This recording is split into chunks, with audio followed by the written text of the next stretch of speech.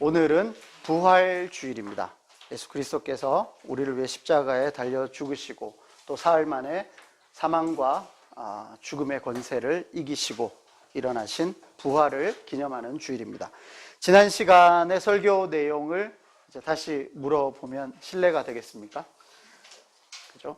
그리스도의 죽음과 부활이라는 시리즈 설교로 지난주 그리고 이번 주 그리고 다음 주 3주에 걸쳐서 말씀이 진행된다고 예고를 드렸습니다. 지난주에는 이제 그리스도의 죽음에 관한 이야기를 했는데요. 정말 두고 여러분이 곱씹어 봐야 되고 시간을 꼭 내셔서 다시 한번 들어보시고 그리고 여러분의 말로 여러분의 고백이 될 수 있도록 잘 정리해 두셨으면 좋겠습니다. 특별히 그리스도의 죽음과 부활 그리고 죄와 사망에서부터 우리가 해방되는 그리고 영생, 이 구원의 이 모든 문제는 우리 기독교의 가장 중요하고 기본적이고 또 근본적인 질문입니다. 이것이 기초가 잘 쌓여 있지 않고 다른 이야기들이 막 덧붙여진다면 그것은 기독교라고 할 수가 없습니다. 그래서 그리스도의 죽음과 부활에 관한 이 내용, 여러분 오늘 거 그리고 지난주 그리고 다음 주 이 세 번에 걸쳐 진행되는 설교 말씀은 꼭 여러분의 것으로 잘 정리해 두셨으면 좋겠습니다. 지난 시간에 다루었던 그리스도의 죽음에 관한 것을 잠시만 우리가 생각해 보면 그리스도의 죽음, 예수 그리스도의 죽음과 그리고 수많은 순교자들을 대표해서 스데반의 죽음을 우리가 비교했었죠.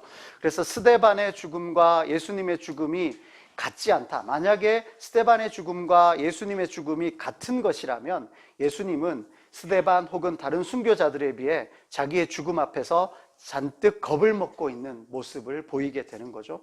그래서 스데반의 죽음과 예수님의 죽음은 질적으로 서로 다르지 않을까라는 질문에서 시작을 했습니다. 그리고 또 우리가 고난주간을 생각할 때 예수 그리스도의 십자가의 고통, 고난을 그 육체적인 고난, 십자가를 지심, 그리고 못 박히심, 채찍질 당하심 이런 육체적인 고통에 우리가 집중을 하게 된다면 십자가 전체를 격화시키는 역할을 하게 될 것이다 라는 말씀을 드렸습니다. 그리스도께서 그렇게 두려워했던 것은 십자가 형벌의 육체적인 고난이 아니라 하나님으로부터 버림받는 그 인류 모든 죄의 형벌을 대신 지는 그것을 두려워했던 것이라는 말씀을 드렸죠. 그리고 그 죄의 형벌은 하나님이 자신의 아들을 통해서 자신의 아들을 대신 지게 해서까지 받아냈던 죄의 대가라는 말씀을 드렸고 그리고 그 죄의 대가는 사실은 우리 인류들이 지어야 했던 우리가 받아야 했던 형벌을 대신해서 지신 것이다 라는 말씀을 나누었습니다. 그리고 나서 그 어찌하여 나를 버리셨나이까 라고 했던 그 절규 안에서 하나님과 또 하나님의 아들이신 예수님과 그 단절됨, 그 버림받음, 그것이 얼마나 끔찍한 고통이었을까 우리는 상상조차 할 수 없는 예수님은 그토록 두려워하셨던 그 죄의 대가 우리는 죄를 좀 가볍게 여기지 않나 우리는 죄의 형벌, 죄의 대가를 너무 그냥 가볍게 여기는 것 같은데 사실은 예수님이 그토록 두려워했던 것이고 또 하나님도 그토록 하고 싶지 않으셨던 하지만 그 방법밖에 없었다는 것을 우리는 지난 시간에 함께 나누었습니다. 그리고 마지막으로 그 마지막 원수인 사망을 멸하시는 장면이 오늘 이어지는 이 부활과 연결이 된다고 할 수 있습니다. 그렇다면 지난 시간에는 우리 스데반 그때 스데반의 죽음과 예수님의 죽음을 비교했다면 오늘은 죽었다가 살아난 여러 사람들과 예수님이 죽었다 살아나신 것 다시 말해 다른 사람들의 부활과 예수님의 부활이 같은 것인가 혹은 다른 것인가라는 비교에서부터 한번 시작해 보도록 하겠습니다. 나눠드린 주보에 보면은 처음에 어떤 사람이 있죠? 회당장 누구죠? 야이로의 딸이죠. 야이로의 딸. 그리고 나인성 과부의 아들. 그리고 요한복음 11장에는 나사로가 죽었다가 살아났습니다. 이 세 사람은 예수님이 이 세 사람들을 살린 경우가 되겠고요. 사도행전에 나오는 다비다는 베드로가 살렸고 또 유두고가 있죠. 누구죠? 이 사람은 누가 살렸죠? 바울이 살린 사람입니다. 설교 듣다가 졸다가 떨어져가지고 죽었다가 깨어난 설교 시간에 졸면 안 되는 대표적인 예 유두고 죽었다가 살아났죠. 바울이 이를 살렸습니다. 이 모든 사람들은 죽었다가 살아났습니다. 그렇다면 이 사람들을 보고 부활했다, 이 사람들의 죽었다 살아나는 것과 예수님이 죽었다가 살아나는 것, 이것은 같은 것일까요? 혹은 다른 것일까요? 요한복음 11장을 한번 찾아봅시다. 사람이 죽었다가 살아나는 것에 대한 여러 가지 일들이 있는데 그 중에서 요한복음 11장을 한번 봅시다. 요한복음 11장 1절에 이렇습니다. 어떤 병자가 있으니 이는 마리아와 그 자매 마르다의 마을 베다니에 사는 나사로라 라고 해서 나사로가 아픕니다. 환자 나사로가 있습니다. 그리고 마리아에 대한 설명, 또 그 가족에 대한 설명을 쭉 하고 있죠. 그리고 나사로가 아픈데 좀 와달라고 말씀을 하였음에도 불구하고 예수님이 계속 가지 않으십니다. 그리고 나서 11절에 이렇게 나오죠. 이 말씀을 하신 후에 또 이르시되 우리 친구 나사로가 잠들었도다. 그러나 내가 깨우러 가노라. 그러니까 제자들이 그럽니다. 아니, 잠들었으면 낫겠습니다. 그러니까 우리가 좀 아프다가 푹 자면 낫는 것처럼 잠들었으면 낫겠습니다. 근데 13절에 예수는 그의 죽음을 가리켜 말씀하신 것이나 그들은 잠들어 쉬는 것을 가리켜 말씀하신 줄 생각하는지라 해서 나사로가 죽었다라는 것을 예수님이 알고 계시죠. 그리고 17절에 예수께서 와서 보십니다. 무덤에 있는지 이미 나흘이나 지났습니다.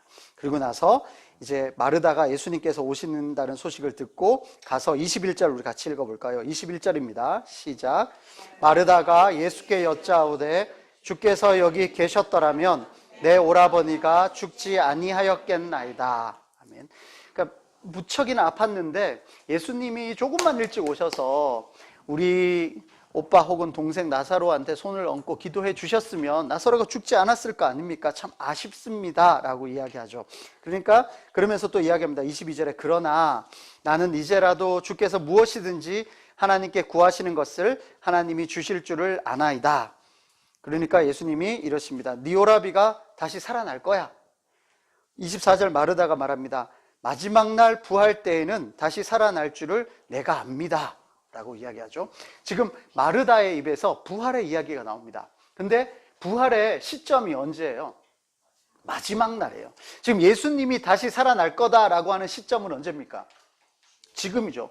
예수님은 지금 나사로를 지금 살아날 거야 라고 말하고 있고 마르다는 마지막 날 부활할 거라고 믿습니다 라고 이야기합니다.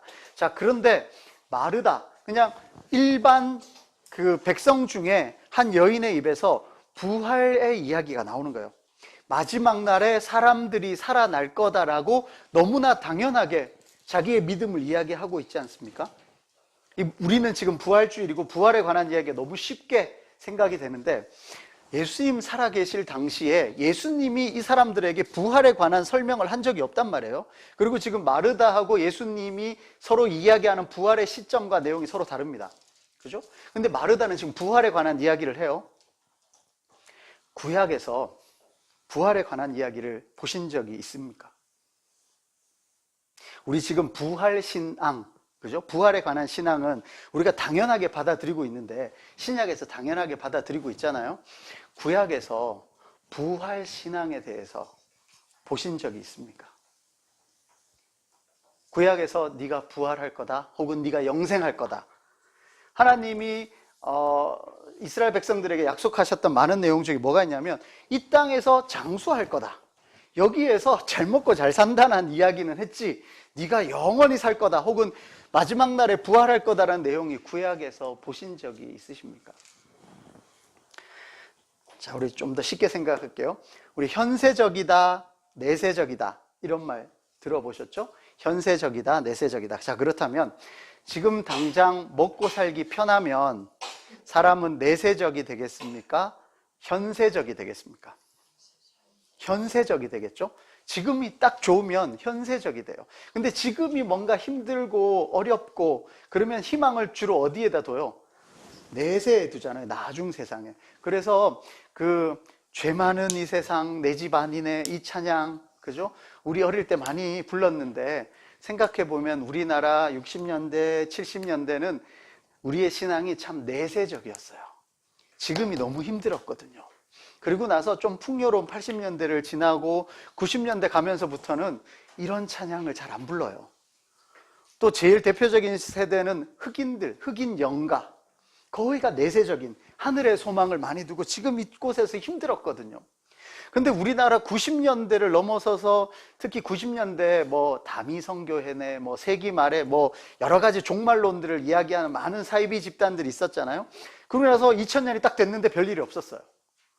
그리고는 그 이후에 종말에 관한 이야기를 하면 뭔가 왠지 사이비 같고, 그리고 우리 전체가 약간 풍요에 이렇게 젖어 있으니까 현세적인 이야기들을 많이 하게 됐어요. 그래서 지금 2019년 한국 기독교 안에서 종말론이나 그리고 내세에 관한 이야기를 잘 하지 않게 되었습니다. 그죠? 참 현세적이 돼버렸어요. 현세적이다, 내세적이다. 그것은 상황에 따라 조금 다르다는 건 아시겠죠? 그렇지만 현세적이다, 내세적이었다, 왔다 갔다 한다고 해서 천국이 있다가 없어지고 없다가 있고 이런 건 아니죠. 우리의 관심이 좀 달라졌을 뿐입니다. 자, 그렇다면 구약에서는 이런 내세에 관한 이야기를 언제 많이 했겠습니까? 아브라함, 이삭, 야곱, 요셉, 창세기의 내세에 관한 이야기 혹시 기억이 나십니까? 혹은 모세와 여호수아로 대표되는 가나안 정복 전쟁을 막 해야 되는 그때에 내세에 관심이 많았겠습니까? 가나안에 관심이 많았겠습니까? 가나안이죠. 눈앞에 있는 일단 가나안을 들어갔어야 되니까요. 그리고는요, 그때 왕이 없었으므로 사람이 각자 소견에 옳은 대로 행했다. 사사시대의 내세적이었겠습니까? 아니죠. 다윗, 솔로몬 한참 나라가 잘 나가고 있을 그때에 내세적이지 않았습니다. 혹은 분열 왕국 이후에 바알과 아세라 막 다른 신 섬기느라 바빠가지고요, 내세적이 될 틈이 없었어요. 언제 내세적이 됐겠습니까? 나라가 다 멸망하고 뭐 에스겔, 다니엘 이런 사람들이 활동할 때 사람들이 지금 현실에 나라가 없어졌잖아요. 이스라엘이 없어져 버렸잖아요. 그리고 이제 소망이 이후의 미래에 있게 되는 거죠. 근데 정치적으로 그것이 잘 해결이 안 돼요. 그러면서 또 눈앞에서는 잘 먹고 잘 사는 사람들이 있는데, 이 사람들은 하나님 말씀대로 살다기보다는 편하게 자기 마음대로 사는 사람들은 잘 살아요. 근데 하나님 말씀대로 살려고 버티는 사람들은 힘들어요. 그러니까 어떤 신앙이 생기냐면, 다 죽은 뒤에 이들이 살아나서 이렇게 막 자기 마음대로 살았던 사람은 벌 주시고, 여기 하나님 말씀대로 살았던 사람, 이 사람들에게 영생을 허락해 주십시오라는 부활신앙, 내세신앙이 싹트기 시작해요. 그것이 어디냐면 다니엘서에 나옵니다. 다니엘서를 한번 봅시다. 12장입니다.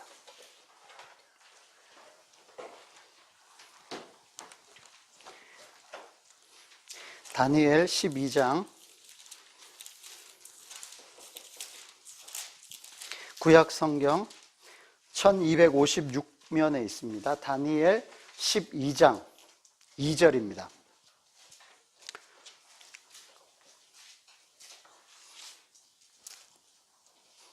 같이 읽어보겠습니다. 시작. 땅의 티끌 가운데에서 자는 자 중에서 많은 사람이 깨어나 영생을 받는 자도 있겠고, 수치를 당하여서 영원히 부끄러움을 당할 자도 있을 것이며. 다니엘서 12장 2절에 이 자는 자들이 깨어난다, 부활한다, 영생을 받는다, 또 영원히 부끄러움을 당한다, 이런 개념이 구약에 최초로 나오는 것이 여기입니다. 그래서 다니엘 12장 2절이 상당히 유명해요. 유명합니다. 우리가 몰라서 그렇지 유명해요. 우리가 알고 모르고, 그러니까 이거를 잘못 해석하면 어떻게 이야기하냐면, 저 창세기부터 다니엘 때까지는 부활신앙도 없고 천국에 대한 관심도 없고, 그러다가 이때부터 생겼다. 그러니까 마치 천국이 이때부터 생긴 것처럼 그렇게 오해할 수 있어요. 우리가 모른다고 해서 없던 건 아니잖아요. 관심이 없었다고 해서 없었던 건 아닙니다. 그러니까 다니엘서 12장에 현재의 삶에서 미래에 대한, 내세에 대한 소망을 품기 시작했다라는 것은 맞고, 그리고 지금 이 다니엘 시대부터 마르다가 있었던 때까지 약 500년의 시간이 있습니다. 약 한 500년 정도. 그 사이에 이 부활 신앙이 점점 자라요. 왜냐하면 나라가 없고 민족 공동체는 있는데 정치적인, 이스라엘 정치적인 나라가 없었단 말이에요. 그런 상황에서 점점 부활신앙이 자라서 일반 평민인 마르다의 입에서 우리 형제 나사로가 마지막 날에 부활할 것을 믿습니다라는 고백이 그냥 자연스럽게 나올 때까지, 이렇게 부활이 예수님 당시 AD 1세기에 이스라엘 백성들에게 부활, 마지막 날에 다 부활하겠다라는 이야기들을 하게 되는 거죠. 부활신앙이 그렇게 자리는 잡고 있었습니다. 그런데 그 부활, 그러니까 나사로가 마지막 날에 부활하는 것과 또 예수님의 부활은 또 질적으로 다른 거죠. 왜냐하면 예수님이 말씀하시는 부활하고 지금 이 나사로나 여타 사람들이 죽었다가 살아나는 것의 가장 큰 차이는 뭘까요?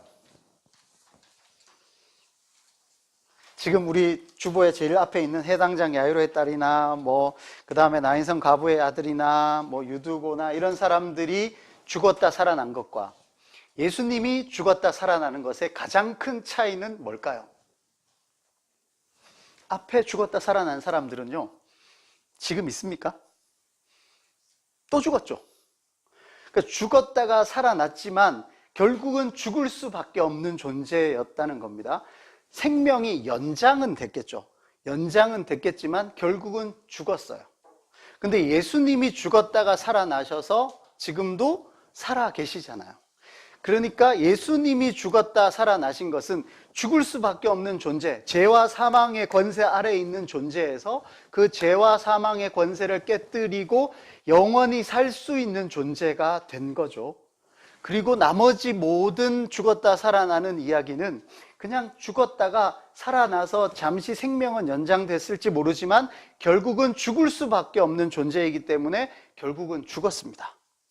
성경에 나오는 구약에서부터 신약에 나왔던 모든 죽었다가 살아난 사람들, 그리고 우리도 죽었다 살아나는 경우들이 가끔 있어요. 우리 장례식 할 때 입관이라 그러잖아요. 입관은 그분이 돌아가신 뒤 얼마 정도 있다가 할까요? 약 24시간. 왜 그럴까요?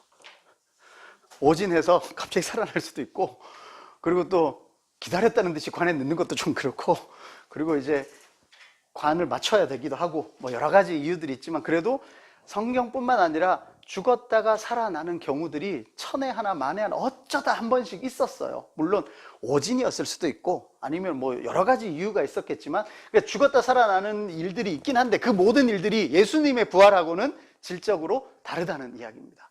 예수님은 죽었다가 살아나셔서 지금도 살아 계시는 분이라는 거죠. 그래서 죄와 사망의 권세를 깨뜨렸다, 이 표현은 죽을 수밖에 없는 존재에서 죽지 않을 수 있는, 죽지 않아도 되는 영생하는 존재로 바뀌었다는 거죠. 이것이 예수님의 부활과 그 나머지 부활과의 큰 차이가 되겠습니다.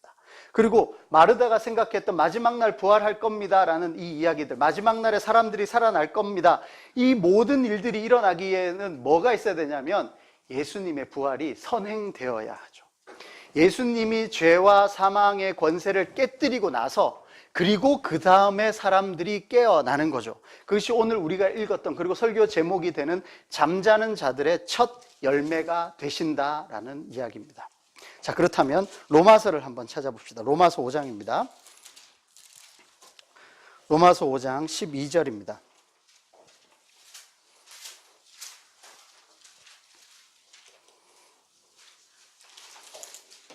로마서 5장 12절에 제목에 혹시 성경책에 아담과 그리스도 이렇게 적혀 있는 성경책들이 있습니까?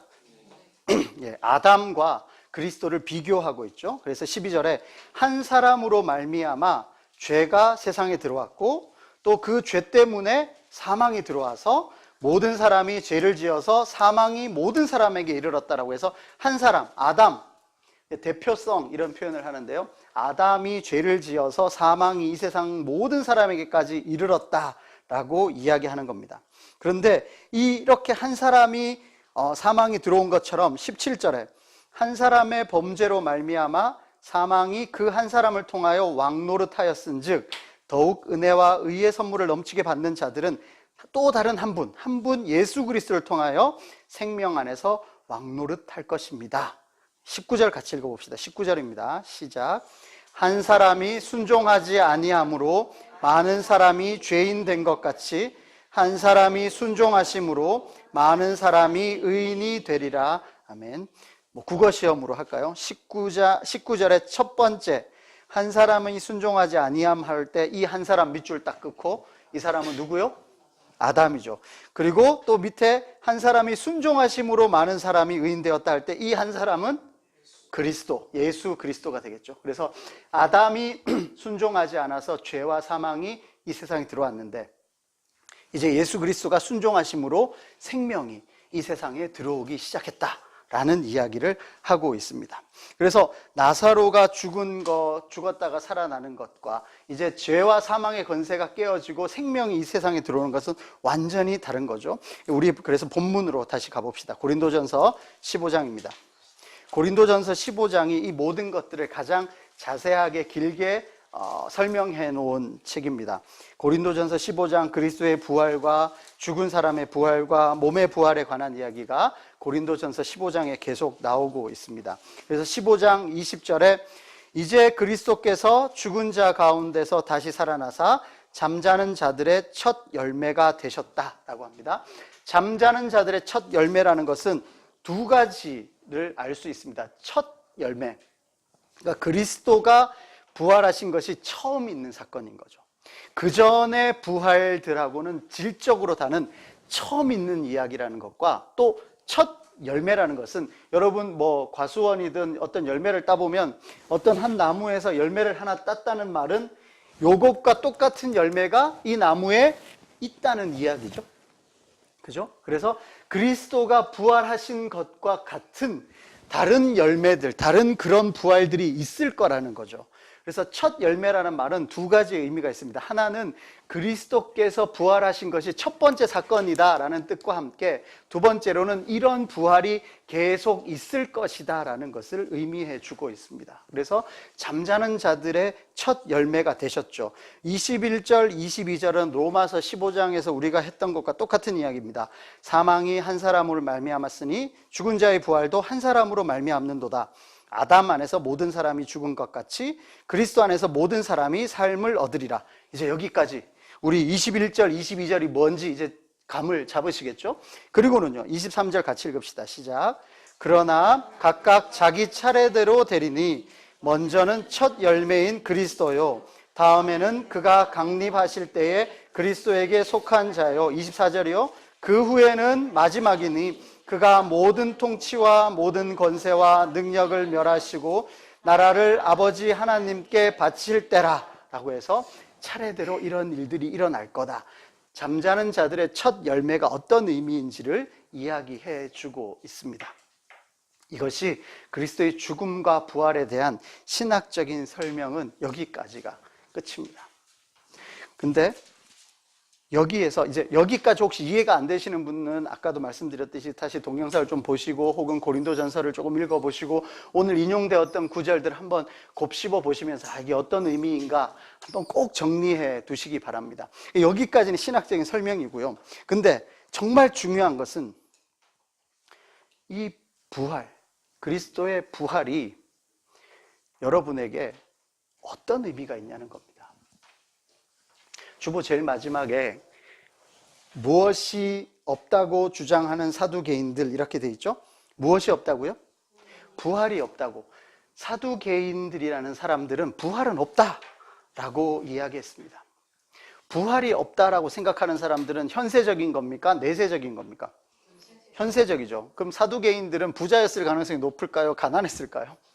부자였을 가능성이 높죠. 그때 당시에 정치와 권력과 혹은 경제적인 부분에서 힘을 가지고 있었던 사두개인들의 그 사람들은 아주 현세적이었고 부활이 없다라고 믿었습니다. 부활이 없고 부활이 없으니까 뒤에 땡땡도 없어요. 사도신경에 우리가 나오는데 하나님이 부활하셔서 저리로서 이제 거기에서 하늘로부터 어디로 내려오시죠? 그리고 뭐 하러 오시죠? 심판하러 오시죠. 부활이 없으면 심판도 없는 거거든요. 자, 사두개인들 같은 사람들, 부활이 없다고 믿는 사람들, 혹은 부활이 없었으면 좋겠는 사람들, 심판이 없었으면 좋겠다고 생각하는 사람들, 어떻게 살겠습니까? 막 살죠. 현세적으로 여기에서 다 끝나는 거죠. 여기가 끝인 것처럼 사는 거죠. 오늘이 마지막인 것처럼 오늘의 이 내 삶에서 무병장수하고 부귀영화 누리는 것이 최고의 삶의 목표가 되는 겁니다. 이것이 사두개인들 같은 거죠. 근데 초기에도 말씀드렸지만 우리 한국 기독교 지금 우리의 모습들이 부활이 없다고 하는 사두개인들처럼 그냥 여기 현세적으로 오늘 여기에서 잘 먹고 잘 사는 이야기들에 집중되고 있지 않나라는 우려가 있습니다. 만약에 사두개인들의 말이 옳다면 우리 고린도전서 15장에 앞에 우리 읽었던 12절을 한번 봅시다. 12절. 12절을 같이 읽읍시다. 시작. 그리스도께서 죽은 자 가운데서 다시 살아나셨다 전파되었거늘 너희 중에서 어떤 사람들은 어찌하여 죽은 자 가운데서 부활이 없다 하느냐? 왜 부활이 없다고 말하냐? 13절입니다. 죽은 자의 부활이 없으면 그리스도도 다시 살아나지 못했을 거고, 또 그리스도께서 만일 살아나지 못했으면 지금 우리가 전파하고 있는 모든 것이 헛되고 우리의 믿음도 다 헛되다는 거죠. 그리고 우리는 거짓 증인이 될 거고, 그리고 하나님이 그리스도를 살리셨다고 증언하고 있는데 그 모든 것들이 다 아니라는 겁니다. 그래서 16절, 만일 죽은 자가 다시 살아나는 일이 없으면 그리스도도 다시 살아나신 일이 없고, 그리스도께서 다시 살아나신 일이 없으면 너희의 믿음도 헛되고 너희가 여전히 죄 가운데 있을 거다. 그냥 헛되고 마는 게 아니라 너희는 여전히 죄 가운데 있다, 혹은 허물과 죄 가운데 죽어 있는 상태다 라고 이야기하는 거죠. 또한 그리스도 안에서 잠자는 자도 망했다는 거죠. 이제 다 끝났다는 겁니다. 만일 그리스도 안에서 우리가 바라는 것이 다만 이 세상의 삶뿐이라면, 현세적으로 끝난다면 모든 사람 가운데 우리가 더욱 불쌍한 자이리라. 여기서 우리는 어떤 사람일까요? 무엇을 믿는 사람? 부활을 믿는 사람들, 혹은 내세를 믿는 사람들. 부활이 없다고 생각하면 지금 이렇게 하는 모든 게 헛되다는 겁니다. 기독교 전체가 다 헛됩니다. 필요가 없어요. 여기서 끝인데. 근데 부활이 있다고 믿는다면 지금 우리가 하고 있는 이 삶의 방식이 맞는가? 다시 한번 돌아보자는 이야기입니다. 여러분은 부활이 없다고 믿으십니까? 혹은 부활이 있다고 믿으십니까? 혹은 부활에 별 상관이 없습니까? 당연히 이제 현대 사두개 기독교인들은 아주 머리가 좋죠. 뭐냐 하면 부활이 있다고 믿어요. 그리고 나서 천국 간다고 믿습니다. 안 믿는 것보다 믿는 게 낫죠. 뭐 믿는다고 해서 손해볼 거 별로 없으니까. 그래서 여기서도 잘 살고 가서도 잘 사는, 이중적으로 현세적으로도 지금의 복을 누리면서 이제 가서 내세의 천국의 복을 누리는 것을 부활만 믿으면 되니까 그 정도야 뭐 믿는 거죠. 그거 하나 킵하는 게 뭐가 어렵겠습니까? 근데 중요한 것은, 그래 부활이 있다. 근데 그 부활은 왜 있냐는 거죠. 무엇을 위해 있냐는 겁니다. 그리스도께서 왜 죽으셨냐는 거죠. 죄와 사망의 권세를 깨뜨린다라고 표현하는데, 우리 지난주에 말씀드렸죠. 그리스도의 죽음은 우리의 죄의 대가거든요. 내가 죽을 수밖에 없는 존재라는 걸 인정해야 그리스도의 십자가가 나의 십자가가 되는 건데, 그거 다 빼고 앞에 거 안 좋은 이야기는 싹 빼고 그냥 부활하셨습니다. 그래서 내가 이거 믿으면은 천국 갑니다. 난 영생을 누릴 겁니다. 그리고 앞에 내가 죄인인지 이런 이야기는 그런 거 좀 이야기하지 말고, 오늘 날씨도 좋은데 왜 침침한 이야기 합니까? 그죠? 그런 이야기 다 빼고 내가 죄인이고 죽을 수밖에 없는 존재고 나 스스로는 구원할 수 없는 존재다, 이런 이야기는 다 빼요. 그런 거는 너무 심각하고, 그런 거 빼고, 자 우리 주님 부활하셨으니까 함께 기뻐하고 그리고 영생도 얻읍시다. 현세적으로도 좋고 죽어서도 좋고 이걸 왜 안 믿는지 모르겠네, 이렇게 생각하는 거예요. 이게 지금 우리의 사두개적인 기독교가 아닐까. 심판이 없는 거죠. 이럴 거면 예수님이 왜 죽어요? 하나님이 왜 자기의 아들을 죽이면서까지 죄의 값을 받으시려고 했냐는 거죠. 하나님과 하나님의 아들이 그 죄의 값 때문에 그렇게 어찌하여 나를 버리셨나이까, 예수님이 사투를 벌이면서 이 잔을 내게서 옮기시옵소서, 그런 말들, 그런 이야기는 다 뺀다는 말입니다. 우리가 그리스도의 십자가를 생각할 때 이 죄의 형벌, 죄의 대가는 다 빼고 그냥 좋은 것만 자꾸 이야기만 하고, 그러면 이 십자가가 정말 우리에게 의미가 있는가 다시 한번 돌아보게 됩니다. 그리스도의 죽음과 부활은 기독교 신앙의 핵심이 될 겁니다. 그런데 그 핵심이 흔들리고 있지 않나. 죄와 사망의 권세를 깨뜨리고 부활하신 주님, 이 표현 안에 죄와 사망의 권세, 이 죄와 사망의 권세가 자기랑 상관이 없는, 그냥 그래 죄가 있고 사망이 있는데 그 권세 깨뜨리고 부활하셨나 보다, 되게 수고 많으셨겠다, 그게 아니라는 거죠. 의 십자가가 있는 그 상태에서 그때 당시를 한번 돌아봅시다. 그때 당시에 어떤 사람은 예수님을 부인하고 팔아요. 또 어떤 사람은 너 부인할 거야 라는 경고를 듣고도 부인해요. 또 어떤 사람은 야, 잠시만 깨어서 기도 좀 같이 해다오, 내가 너무 힘들다, 그 말 듣고 자요. 또 어떤 사람은 멀리서 그냥 지켜봐요. 근처 가면 자기도 죽을 것 같으니까. 예수님이 십자가에 달려 돌아가시는 그 순간에 어느 제자 하나 같이 저 십자가 지겠습니다, 아무도 나서는 사람이 없어요. 그 예수님이 십자가 달려 돌아가시는 그때 어떤 사람은 십자가에 못 박기도 하고, 어떤 사람은 소리 죽여서 자기도 죽을까 봐 숨어 있기도 하고, 근데 더 놀라운 사실은 그보다 훨씬 많은 사람은 하나님의 아들이 이 세상에 와서 죽어가는 그때에 아무 관심이 없어요. 아무 관심이 없어요. 우리 어떤 일 하나에도 뭐 엄청 대단한 일 한 것처럼 이렇게 말하는 거 좋아하는 사람들, 혹은 호사가 자기 일 아니어도 막 이야기하는 거 좋아하는 사람들 많잖아요.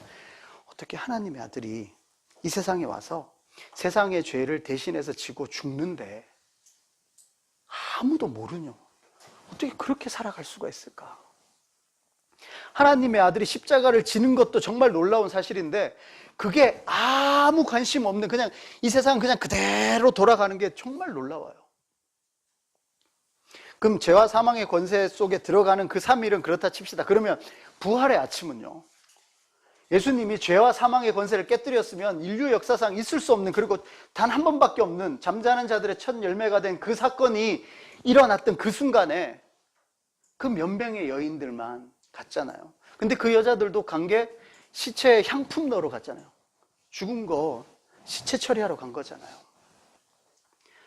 아무도 몰라요. 심지어 내가 다시 살아날 거라고 그렇게 제자들에게 이야기해도 제자들은 그런 일이 일어나는지도 모르겠고, 그리고 자기 없을 때 다녀가셨다고 해가지고 내 손가락 꼭 넣어봐야 알겠다 그런 이야기하고, 그리고 부활하신 주님을 봐놓고도 그냥 갈릴리 가서 다시 고기 잡아야겠다고 이야기를 하는 거예요. 너무 놀랍습니다. 어떻게 하나님의 아들이 자신들의 죄 때문에 죽으셨다가 그 죄와 사망의 권세를 깨뜨리고 다시 살아나셨음에도 불구하고 아무 일 없이 어떻게 그렇게 삶이 돌아갈까? 근데 지금도 마찬가지예요.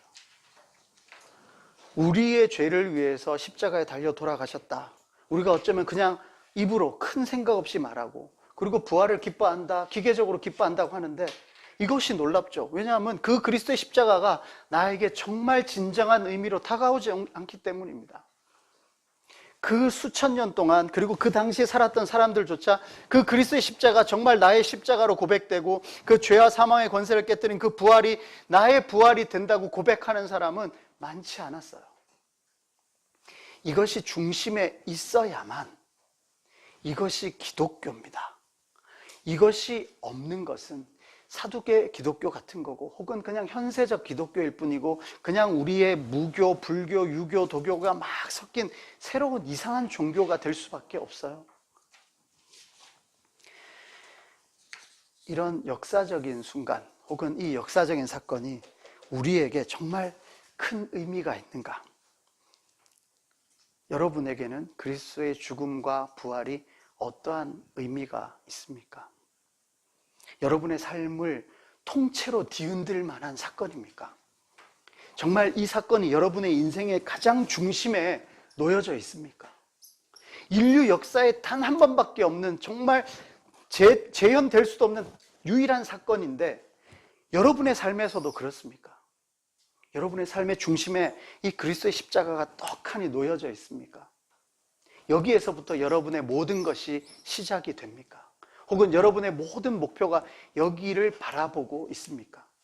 그리스도의 십자가 혹은 그리스도의 죽음과 부활이 우리의 삶의 가장 중심에 없다면 그 그리스도의 십자가는 우리의 삶에 아무런 의미가 없는 겁니다. 우리가 우리의 죄, 이 문제를 스스로 해결할 수 없는 사람이라는 것을 인정한다면, 그리고 죄와 사망의 권세에서 나 혼자 일어설 수 없는 것이 여러분에게 인정이 된다면, 또 그 그리스도의 죽음이 나의 죽음, 나의 죄의 대가임을 인정한다면, 그렇다면 그리스도의 부활도 여러분의 부활이 될 수 있는 겁니다. 잠자는 자들의 첫 열매가 되신 죄와 사망의 권세를 깨뜨리신 그 부활이 우리의 부활이 되는 거죠.